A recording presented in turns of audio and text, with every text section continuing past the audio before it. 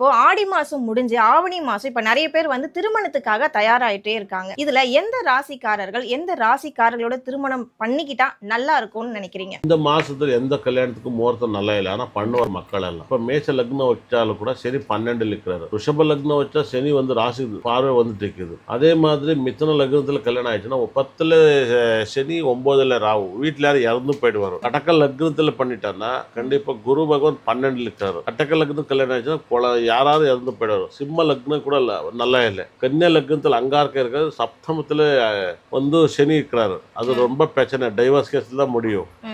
அதே மாதிரி துலா லக்னத்தில் வந்து சனி வந்து 4 கூடிய 6 போகக்கூடாது. அதே மாதிரி ருஷிகத்துக்கு குரு வந்து 8க்கு போகக்கூடாது.